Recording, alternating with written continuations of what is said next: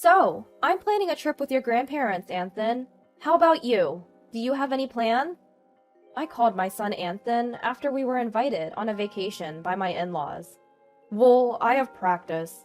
You all should go and have fun. But isn't this trip a bit out of the ordinary? Are you okay, Mom? I'll manage. I'll bring you back a souvenir, so work hard at your practice. Anson, under my influence, has always been into marathon running. He even got into college on a running scholarship. He studies at a university that isn't too far, but he stays in the dormitory to save commuting time and only comes home during long holidays. I knew he couldn't join the trip, but I thought I should at least ask him. His response was exactly what I anticipated. My name is Flora, 46-year-old working woman. My husband Steve is 4 years older than me and was once my boss. He is a competent man, and I respect him. After our marriage and the birth of our son, we built a happy family. Yet, somewhere along the way, our relationship began to break down. The root cause? My husband's parents, especially his mother, who had a problem with me from the moment we got married and has been bullying me ever since. However, in the beginning, Steve would stand up for me, and because we lived far away from his parents, we seldom met them and managed to get by.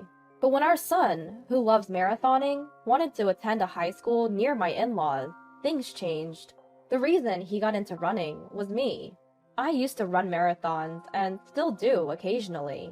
It made me happy to see him take an interest in running, just like me. So I convinced Steve to move closer to the high school my son wanted to attend.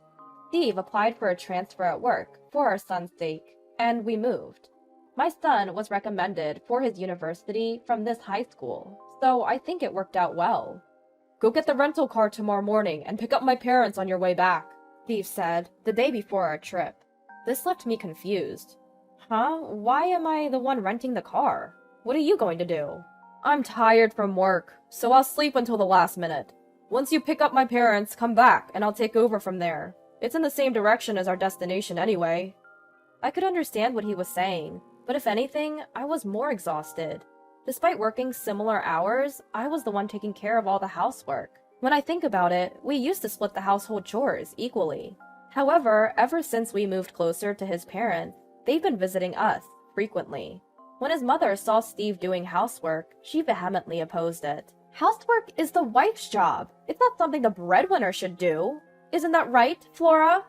Overwhelmed by her intensity, I initially nodded in agreement. This continued until Steve eventually stopped doing anything around the house. It was partly Steve's fault, but I believe the main cause was his mother. Moreover, Steve started to echo his mother's sentiment, saying, "I am the breadwinner," every now and then. By that time, it was too late for me to correct the situation, and I didn't even feel like trying anymore. Steve changed drastically over the past few years. His work performance seemed to have declined, and he frequently vented his frustrations on me. However, I realized that arguing back was more trouble than it was worth. So, I decided to simply accept things as they are. That's the least stressful way for me to live. There were times I considered getting a divorce, but when it came time for our son's college recommendation, I feared it could disadvantage him if we were a single-parent family, so I couldn't go through with the divorce. Instead, I tricked my mind into believing I was taking care of a dog, not a person. And surprisingly, it did relieve some of my stress. So, I began to feel like it wasn't worth expending my energy on getting a divorce. And that's how I've arrived at where I am today. The reason I agreed to join this trip was because it was to a resort that I absolutely love. I knew I could thoroughly enjoy myself, even if I ended up doing things alone.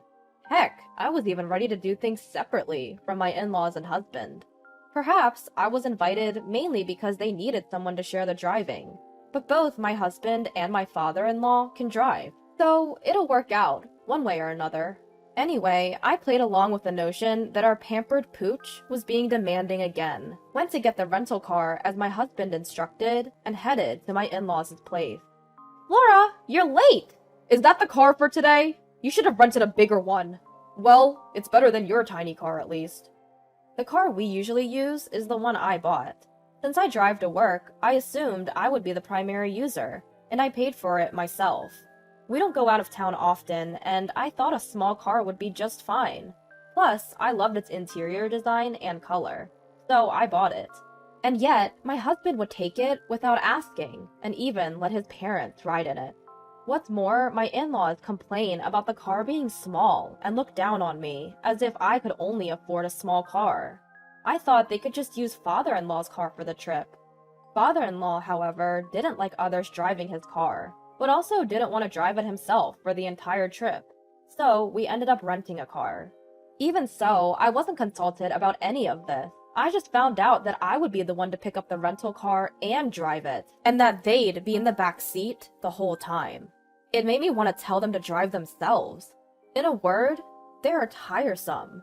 In the end, my husband, who had said he would take turns driving, slept the entire time. Father-in-law didn't want to drive unless it was his own car, so I ended up driving all the way to our destination. Inside the car, with my husband asleep, father-in-law kept criticizing my driving.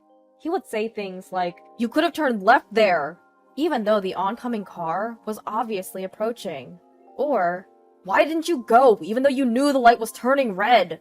It was nothing but unnecessary stress. My mother-in-law joined in, saying, "Flora, your driving is as bad as ever." I didn't want to be criticized by mother-in-law, who can't even drive.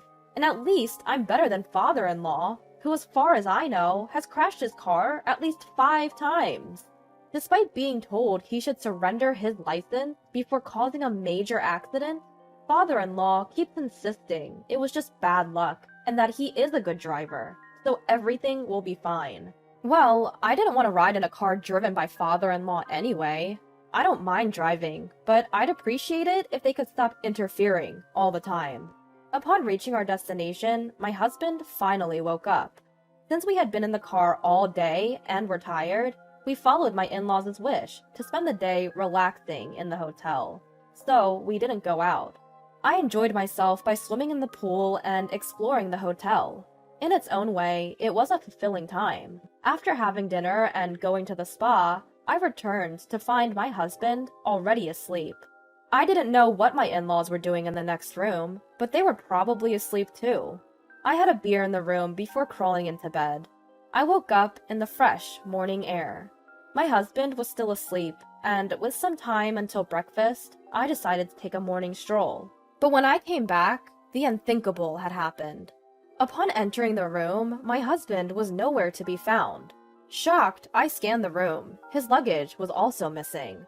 I stepped out and rang the doorbell to my in-laws' room next door, but there was no answer. When I went to the front desk to inquire, I was told my husband and in-laws had already finished breakfast. Though they had told me breakfast was at 8:30, it seems they actually reserved it an hour earlier, exactly when I had gone for my walk. And on top of that, I was left to check out. Did that mean my mother-in-law's offer to pay for our stay was a lie? With no other option, I paid for both rooms and left the hotel. Of course, there was no car. As I was pondering what to do next, my cell phone rang.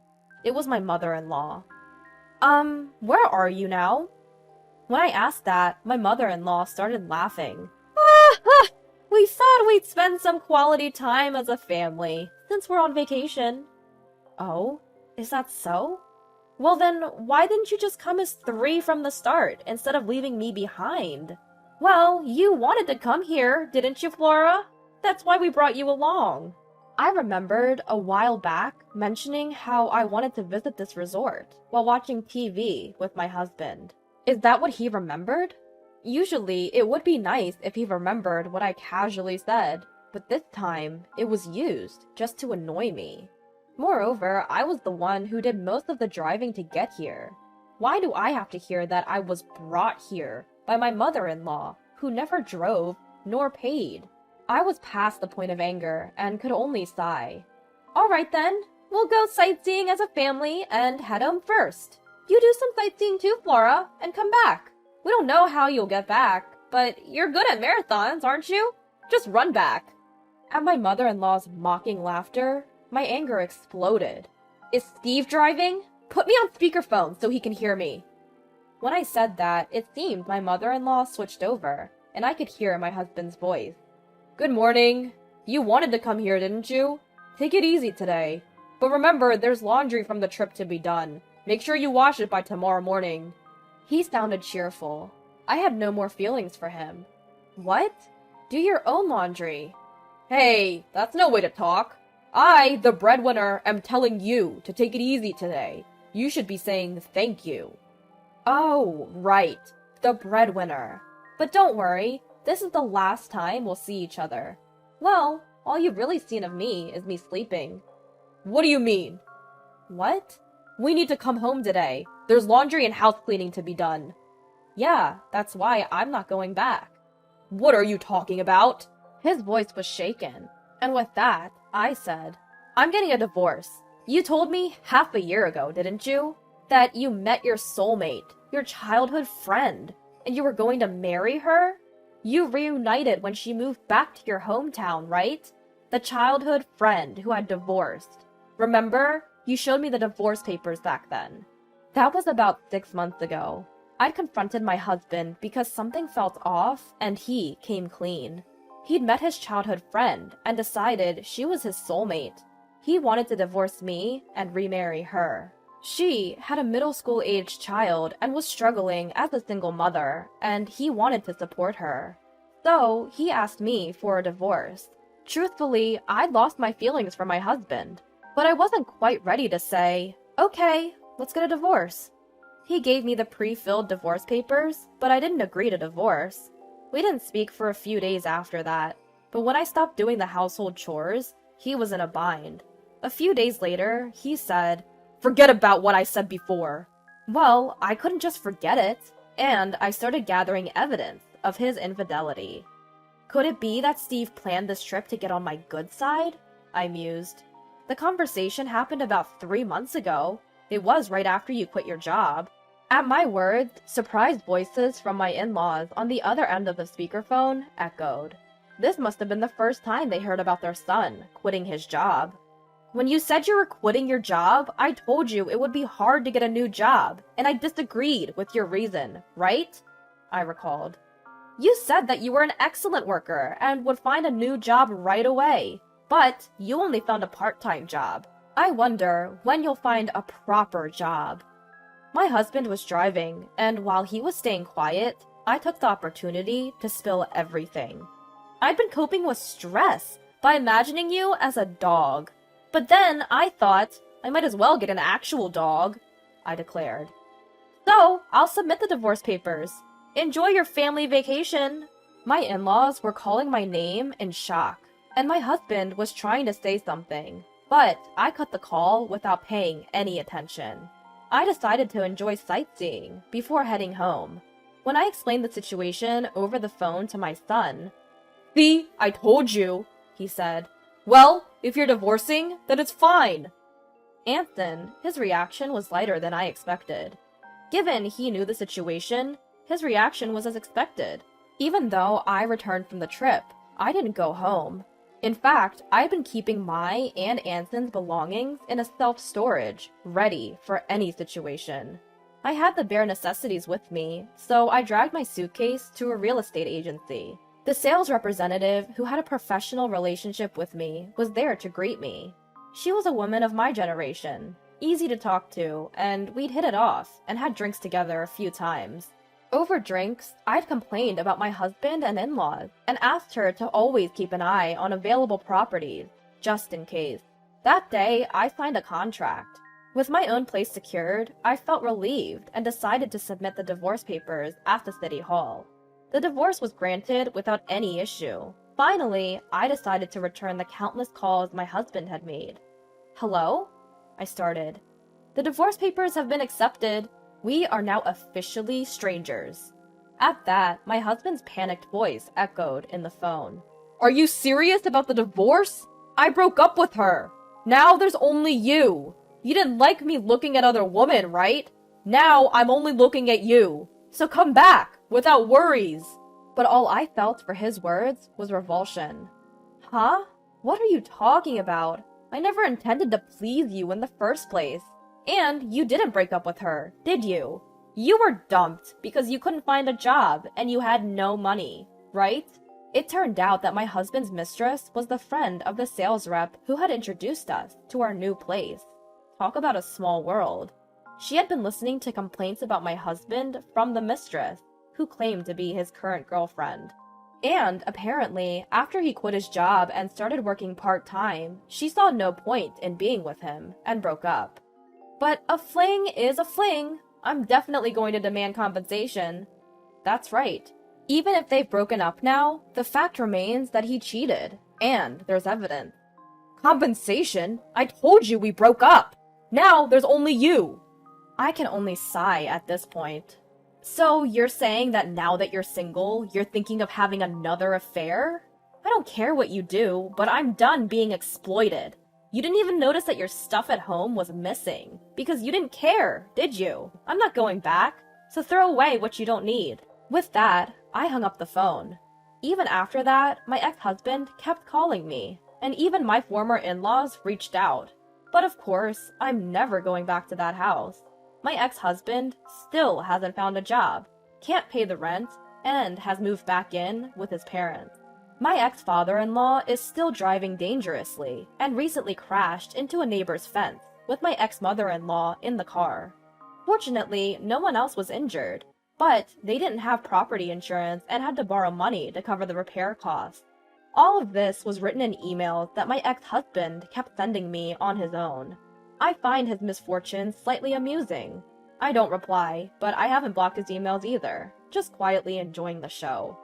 Since I moved to a pet-friendly property, I started keeping a small dog, and realized that I enjoyed taking care of a dog more than taking care of people. My son, worried about me being alone, has started coming over on weekends, a change from his previous habit of only visiting on long holidays.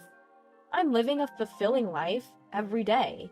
Maybe this weekend, I'll go back to that resort town for the first time in a while.